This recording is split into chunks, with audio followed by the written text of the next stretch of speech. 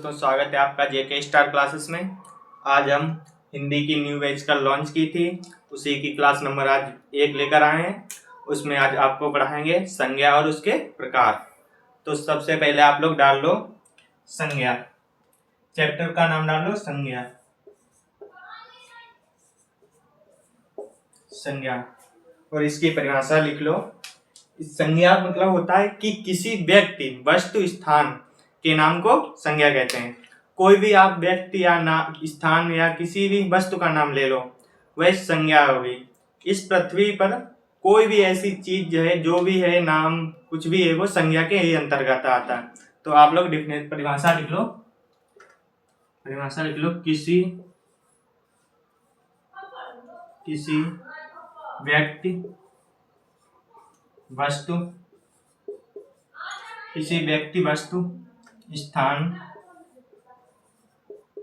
स्थान व भाव के नाम को संज्ञा कहते हैं। संज्ञा कहते हैं।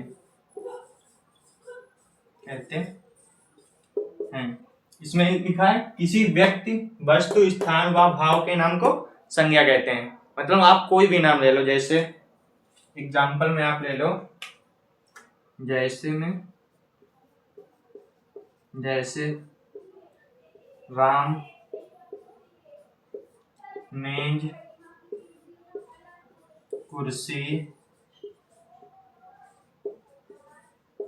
स्थान में ले लो लखनऊ, हरदोई।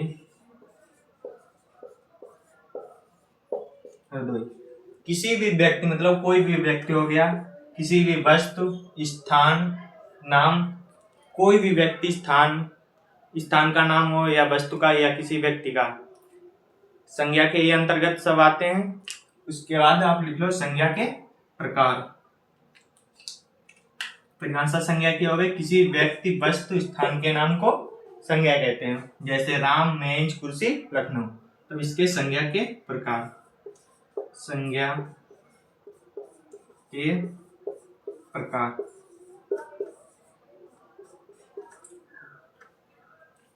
संज्ञा के प्रकार।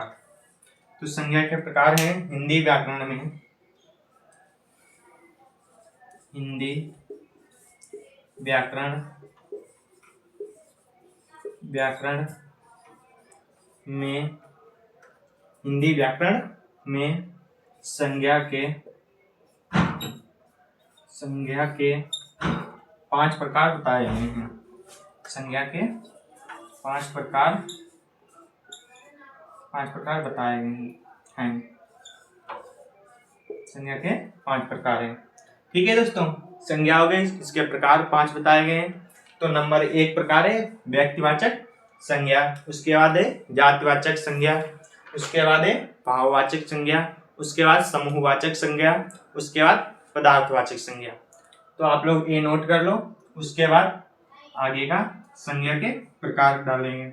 उसमें नंबर 1 पर लिखाएंगे व्यक्तिवाचक संज्ञा। मतलब व्यक्तिवाचक संज्ञा में आता है किसी विशेष व्यक्ति, वस्तु, स्थान के नाम के जहां पर चर्चा होती है, वहां पर व्यक्तिवाचक संज्ञा होती है।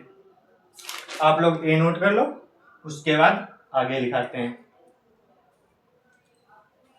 ठीक है दोस्तों, ये नोट हो गया। इसके बाद आपको व्यक्तिवाचक संज्ञा हेडिंग डालना है। उसमें आपको लिखना है किसी विशेष व्यक्ति, वस्तु, स्थान के नाम को व्यक्तिवाचक संज्ञा कहते हैं।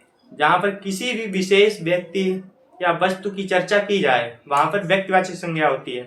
ठीक है दोस्तों, ये नोट कर लो। उसके बाद आप लोग वो लिख लेना, हेडिंग डालना व्यक्तिवाचक संज्ञा।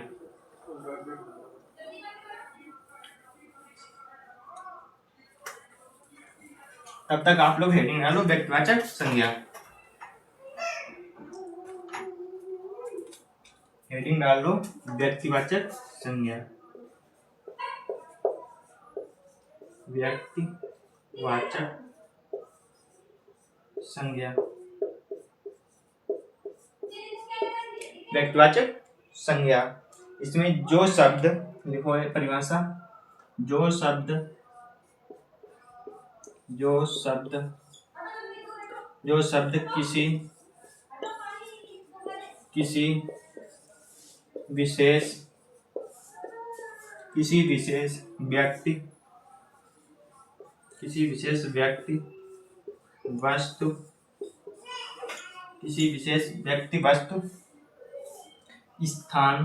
किसी विशेष व्यक्ति वस्तु स्थान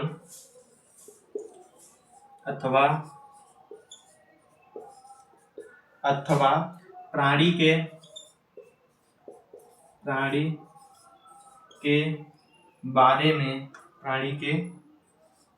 बारे में बोध कराती है, मतलब बताती है, बोध कराती है, कराते हैं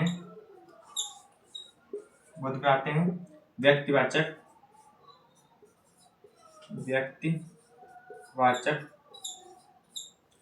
संज्ञा कहलाती हैं।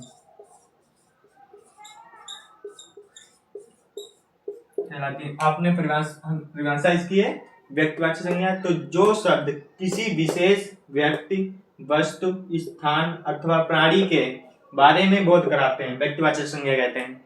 जैसे भी कोई भी हो, आप ले लो विवेकानंद, राधा, लखनऊ, हरियाणा, हिमाचल प्रदेश, मतलब किसी विशेष व्यक्ति हो, उसके बारे में जहां पर भी चर्चा होती, जो शब्द बताते हैं वे व्यक्तिवाचक संज्ञा के अंतर्गत आते हैं। एग्जाम्पल में आप लिख लो, जैसे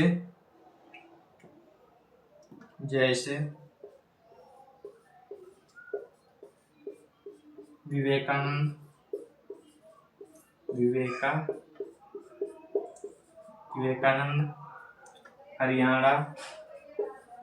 हरियाणा, गंगा,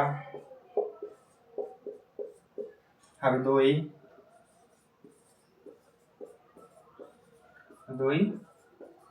आदि।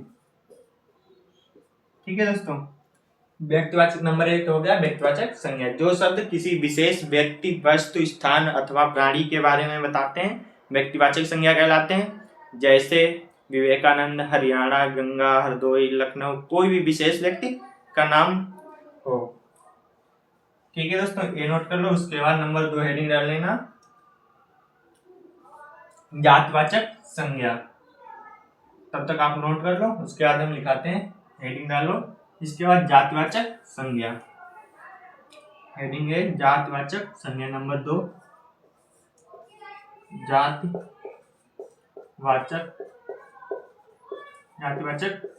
संज्ञा।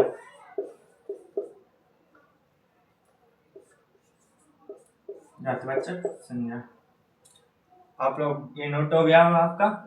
तो नंबर 2 हेडिंग डालो, जातिवाचक संज्ञा।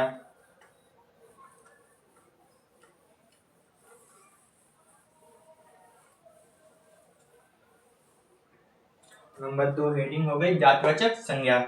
इसमें जो शब्द किसी जाति के बारे में बताते हैं, किसी पूरी मतलब समुदाय की जाति के बारे में बताते हैं, समुदाय या प्राणी की जाति के बारे में बताते हैं, जातिवाचक संज्ञा कहलाते हैं। तो परिभाषा आप लोग लिख लो, जो शब्द, बिल्कुल सरल भाषा में लिख लो, जो शब्द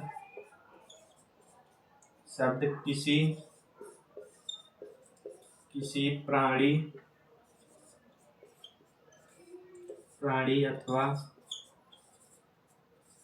अथवा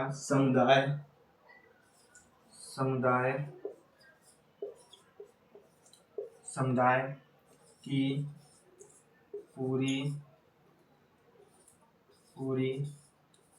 जाति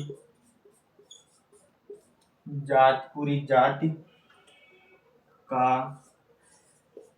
बोध कराते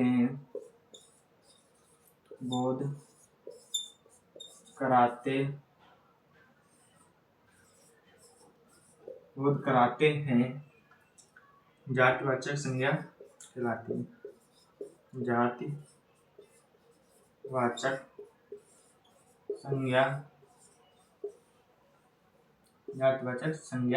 कहलाती है। जातिवाचक संज्ञा कहलाती है। जैसे परिभाषा आपने लिखी कि किसी जो शब्द किसी प्राणी अथवा समुदाय की पूरी जाति के बारे में बताएं, मतलब जैसे अगर मनुष्य है तो मनुष्य जाति की पूरी जानकारी दें, अगर जैसे भेड़ बकरी हैं इनकी पूरी जाति के बारे में बताएं, तो वह शब्द जातिवाचक संज्ञा के अंतर्गत आते हैं। तो जैसे आप लिख लो मनुष्य, एग्जाम्पल में लिख लो जैसे, नोट करो, जैसे मनुष्य, मनुष्य, नर, लड़का, लड़का हो गया, फिर देश, प्रांत आदि। और आप लोग एक नोट करके, नोट हेडिंग डाल के एक बात और लिख लो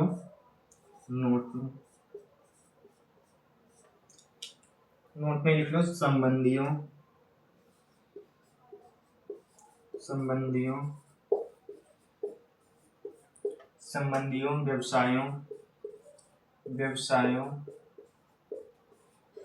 व्यवसायों, उसके बाद पदों, पशुओं,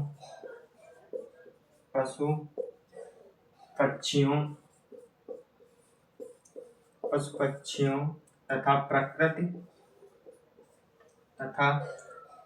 तत्वों तथा प्रकृति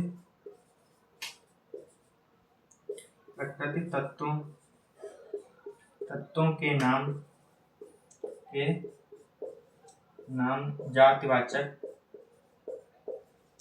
जातिवाचक संज्ञा में आते हैं, संज्ञा में आते हैं। ठीक है दोस्तों, तो आपने लिखी जातिवाचक संज्ञा। जातिवाचक संज्ञा की परिभाषा है जो शब्द किसी प्राणी या अथवा समुदाय की पूरी जाति के बारे में बताते हैं तो जातिवाचक संज्ञा कहलाती है। एग्जाम्पल में आपने लिखा मनुष्य, नर, लड़का, देश, प्रांत। फिर उसके बाद नोट में आप लोग ये जरूर लिख लो कि संबंधियों, व्यवसायों, पदों, पशुओं, पक्षियों अथवा तथा प्रकृति तत्वों के नाम हमेशा जातिवाचक संज्ञा में आते हैं। ठीक है दोस्तों, ये नोट कर लो। इसके बाद अगला डाल लो भाववाचक संज्ञा। नंबर 3 पर भाववाचक संज्ञा, ये नोट हो गया होगा आपका। नंबर 3 हेडिंग डाल लो भाववाचक संज्ञा। नंबर 3 भाववाचक संज्ञा। नंबर 3 भाववाचक संज्ञा। तो ये मिटा रहे हैं, रफ कर रहे हैं।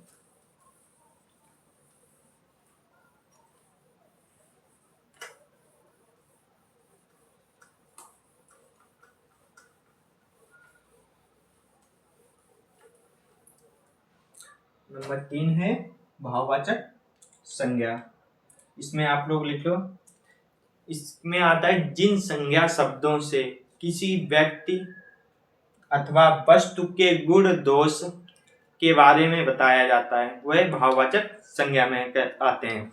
जैसे भी कोई व्यक्ति है, उसके गुण दोष स्वभाव की कैसा है, बड़ा है, लंबा है, होशियार है, सुंदर है, चतुर है, ये चतुरता, सुंदरता या किसी मतलब गुण या दोष के बारे में बताया जाए तो ये भाववाचक संज्ञा में आते हैं। तो आप लोग परिभाषा लिखो, जिन संज्ञा शब्दों से जिन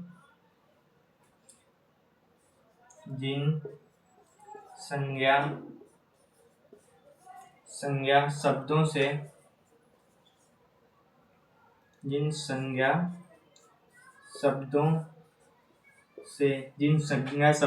किसी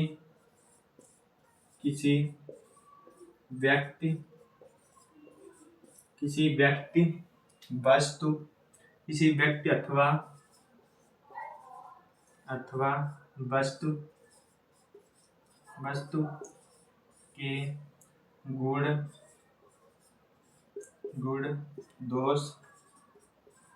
दोष अथवा अथवा स्वभाव के बारे में, स्वभाव के बारे में बोध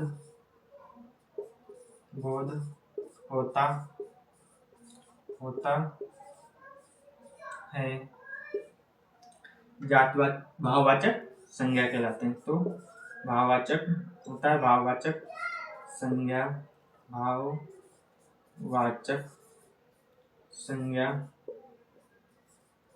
कहलाती है। परिभाषा लिखी। भाववाची की परिभाषा होती है कि जिन संज्ञा शब्दों से किसी व्यक्ति, वस्तु के गुण, दोष, स्वभाव आदि के बारे में पता चले, वहां पर भाववाचक संज्ञा होती है। एग्जाम्पल में आप लिख लो, जैसे लंबाई, चौड़ाई,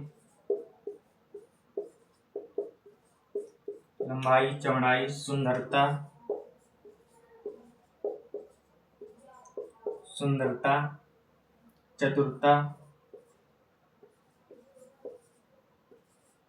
आदि। आपको अगर वाक्य में लिखना है तो जैसे उदाहरण के रूप में लिख लो, उदाहरण, राम बहुत ही सुंदर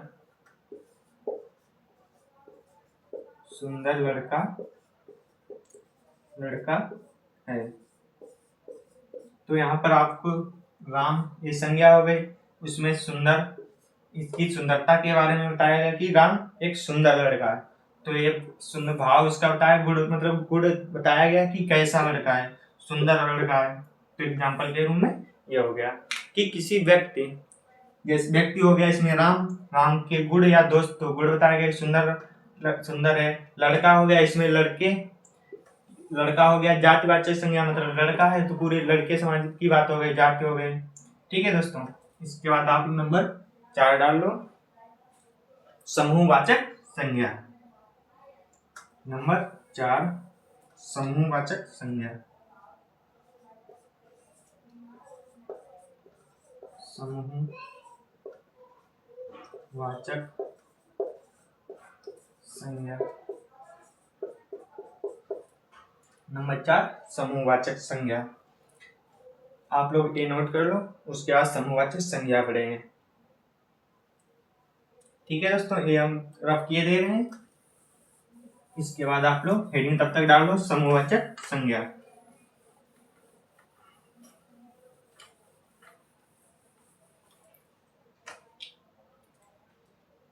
लिखो परिभाषा इसकी, लिखो जिन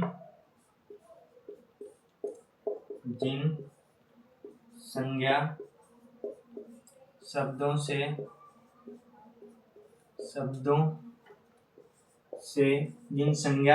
से किसी व्यक्ति,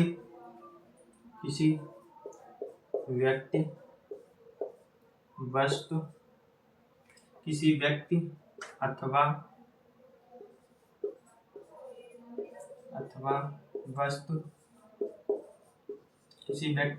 वस्तु के समूह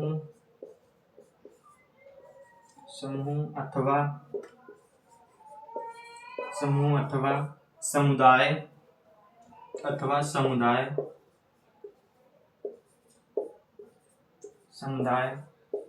के बारे में बोध होता है,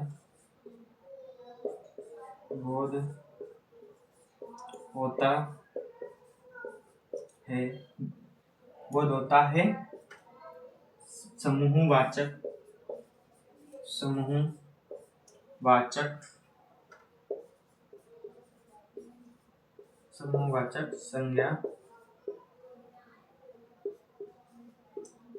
संज्ञा कहलाती। वाचक संज्ञा कहलाती है। जैसे एग्जाम्पल में आप लोग लिख लो, जैसे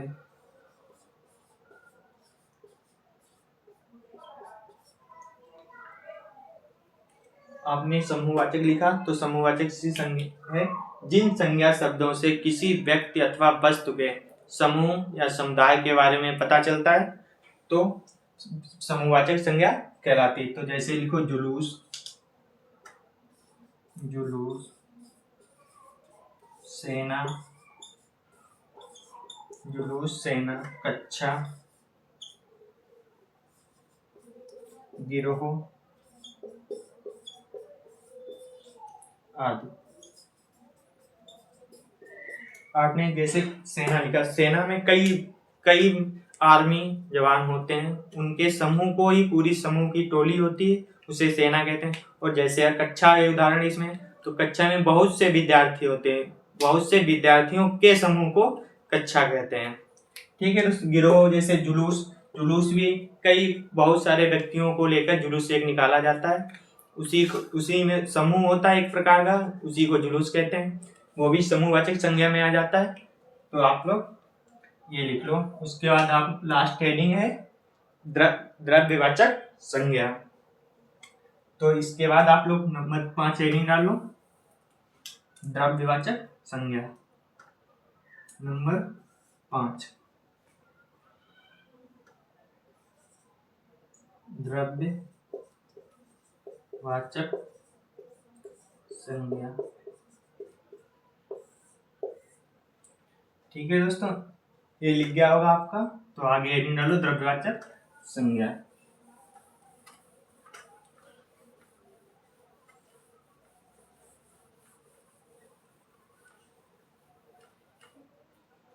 नंबर 5 हेडिंग हो गई द्रव्यवाचक संज्ञा। लिखो इसमें जिन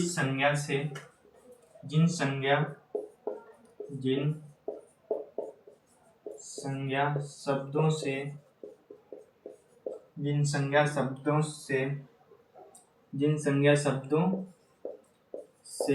द्रव्य अथवा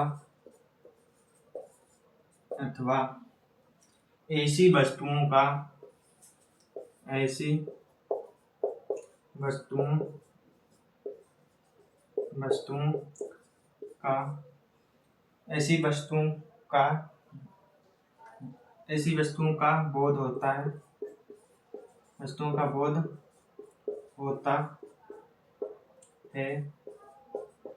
जिन्हें तौला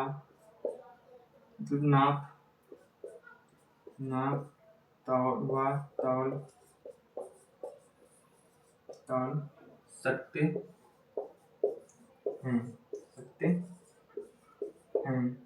द्रव्यवाचक संज्ञा कहलाती है। द्रव्यवाचक संज्ञा कहलाती।